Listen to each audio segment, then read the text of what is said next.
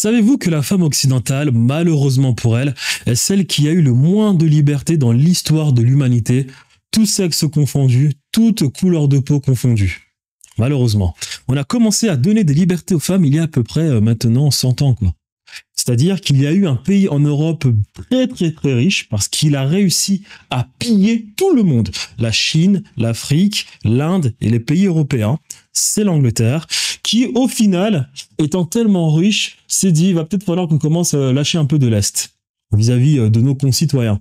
Donc, on a donné des libertés à la femme en 1918 lors d'un Reform Act où la femme de plus de 30 ans avait le droit de voter. 1928, les femmes de plus de 21 ans avaient le droit de voter. Donc, suite à cela, les pays européens ont commencé à se dire, il va peut-être falloir qu'on donne des libertés aux femmes. Donc, il n'y a que 100 ans. En France, par exemple, lors de la Révolution française, il a existé une femme qui s'appelait Olympe de Gouges, qu'on a guillotinée. Elle avait rédigé des chartes pour ce qui était les droits de la femme. Elle était un peu trop bruyante pour certaines personnes. Les amis de Robespierre. La France a commencé à donner liberté en 1944-45 à la femme. Elle a eu le droit de voter. 1965, elle a eu le droit d'avoir un compte bancaire sans l'aval de son conjoint. Mais malheureusement, on remarque qu'aujourd'hui, les Européens ont de moins en moins de liberté car l'Europe devient de plus en plus pauvre. On paye près de 75% d'impôts. Lorsqu'on donne notre avis, on voit bien comment l'État se comporte. Donc, dans le fond, la femme occidentale a eu combien d'années de liberté? 40 ans?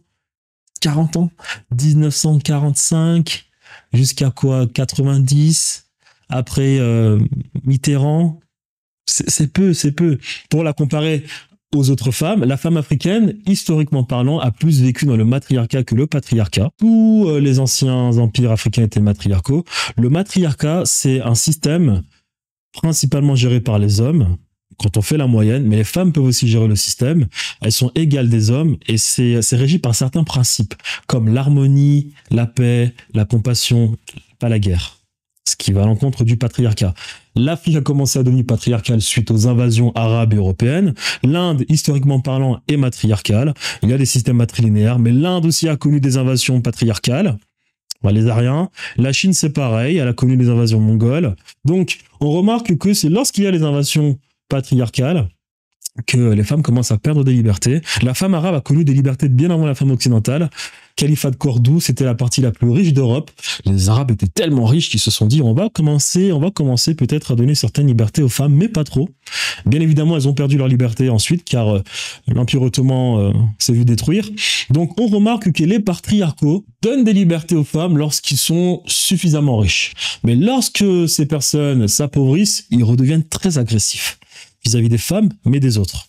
Donc aujourd'hui, les femmes doivent faire très attention parce que l'Europe devient de plus en plus pauvre. On le voit, il n'y a plus trop de liberté. Donc déjà que malheureusement, elles n'ont pas connu tant de liberté que ça dans l'histoire de l'humanité. Et là, vu que l'Europe est en train de s'appauvrir, il faut faire attention.